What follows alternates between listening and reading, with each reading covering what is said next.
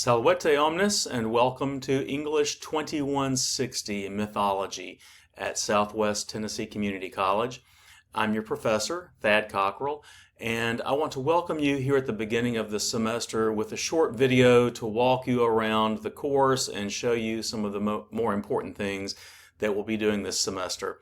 First, though, I want to tell you that I'm always available to you for a phone call. My number is 901-333-4604, or via Microsoft Teams, or maybe even better in my office, which is at Macon Cove. It's MAB, the Macon Academic Building B, room 257C. So if I can meet you there, or if we can schedule a phone call, please don't hesitate to contact me. But first off, probably the most important thing for you to know right now is what the adopted textbooks are this semester. We have this one, The Greek and Roman Myths by Philip Matishik. And within the course, within each module, you'll see there is usually like a 25-word reading assignment from that text. You'll need that for sure from week one. And you also need this, which is the novel Circe by Madeline Miller. Both of these books, the last time I checked online, were available for $25. I'm talking about two books for $25 total. Now that was buying them used. You can get brand new copies in the bookstore or online. You could probably find some used copies in our bookstore as well. But have those ready at the beginning of the semester so that you won't fall behind in your assigned readings.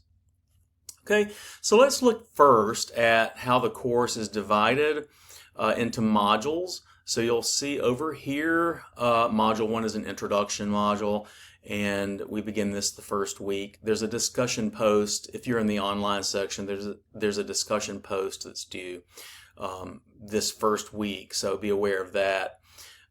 This over here is a special module on the creative project we'll be doing. I'll get to that in just a moment. But notice here, we start off in Module 2 with the Greek pantheon, which is probably something you're already familiar with. You probably know who Zeus is. You probably know who Athena is. Aphrodite, Hera, Poseidon, all of those. We start with them because they're the most familiar, but also because they are the stories that revolve around those characters are so fundamental to Western culture. They're all around us, which is something I'd like for us to be looking at this semester as we explore the enduring appeal of mythology. We'll move from that into a look at the Roman pantheon, which was adapted by the Romans from the Greeks. So there are lots of similarities and overlaps and that sort of thing. In Module 4, I am trying to pitch this to those of you who signed up for this class because you like Thor. So Module 4 is Wherefore Thor. You'll see what that is when you get to it. Module 5, excuse me, is all about Egyptian mythologies. Saluki, Osiris, and Ra, oh my. So you'll see how, partly in this module, you'll see how we have adapted Egyptian mythology for our tastes here in Memphis, which is named for an Egyptian city. And even at the college, we have our mascot, the Saluki. Our midterm is here. Then we will explore some of the mythology from our own area before European contact, as we say, the Chickasaw, who inhabited what is now Memphis in the Mid-South for centuries before settlers came from the East. After we have an introduction to those diverse systems of mythology, we're going to begin looking at themes and archetypes that reverberate around the world and draw some connections among those. So we'll look at some creation stories. This is all after the midterm. We'll look at the hero as a figure. There are certain criteria that heroes fit that surprisingly various cultures have in common. Then we'll look toward the end of the semester at resurrection stories about death and resurrection and rebirth and reincarnation. And then we have our final exam. So those are the modules, the units, the chapters that the course is divided into.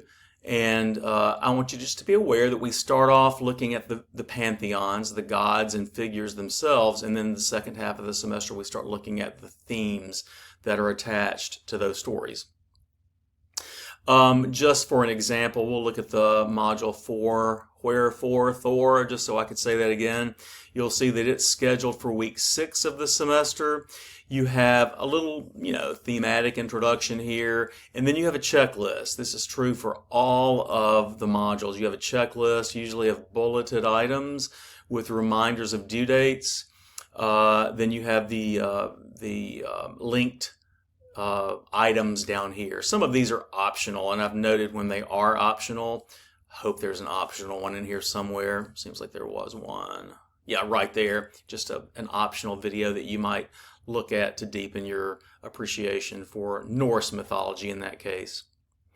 Okay, also I want to talk to you about the essay that is due. Okay, there's not a specific module for the essay, but it is under assignments, and right here. Okay, this may not be exactly how you see it, but you'll see the assignment down there. You're going to choose a passage from the novel Circe that we are reading together as a class this semester, and you're going to elaborate on the significance of that passage. Specifically how it helps communicate the enduring appeal of mythology. Why it is that 3,000 years, or as Daniel Mendelsohn put it in his introduction to his recent translation of the Odyssey, 30 centuries, which sounds even longer than 3,000 years, doesn't it? 30 centuries after the first version of Circe was written down. Why is it that in the 21st century, this book about that same figure became a best-selling novel? So I want us to begin reading that novel at the beginning of the semester. You have a discussion post and some quizzes that lead up to it to keep us, together and on task. And then, a little after the middle of the semester, your actual essay is due. So that's the essay. Let's move up here and look at the creative project. Let's see. Hope I didn't make any changes to that. All right, so the best place for us to look at this is going to be in content over here. I see, there it is. Moved it up to the top. So you have a creative project that's due at the end of the semester. And there are some attached assignments, like the proposal is one of the first things you'll do. But even before that, early in this semester, I want you to post your ideas for the creative project in a discussion with your classmates so that you can get some feedback from them about whether your idea sounds appealing, or maybe if you're toying between two ideas before you propose one of them to me, you get some feedback from your classmates about which one they think would be better. The directions for the project itself, which is due at the end of the semester, those directions are, let's see if I can find it. It's going to be under assignments. Those directions are right here. And they're pretty specific, but I've also made them broad enough to appeal to various tastes and skills. So this is a creative project. I want you to tap into your own individual gifts, skills, and interests and make something. Handmade is the key here. Handmade, organic, okay? That's the key. Make something that will require you to engage all semester long.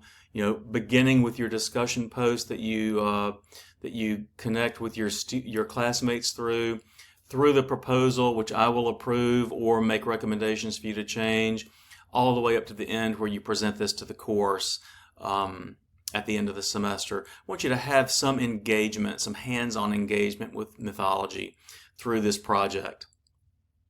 Along the way, you'll see that there are quizzes that we have, and the best way, I think, to keep track of those due dates is to look at the calendar, which is under communication calendar, and the start and end dates for quizzes are all, the start dates are, there are many start dates because I think I've started them all on the first day of the class, but the due dates also are visible if you just look at the calendar. I think that's everything for now, and my 10 minutes are up. So I'm going to cut this short and say once again, welcome to the class. I hope you enjoy this course. It's one of my favorite things to teach, and I look forward to working with you this semester. Vale, discipuli!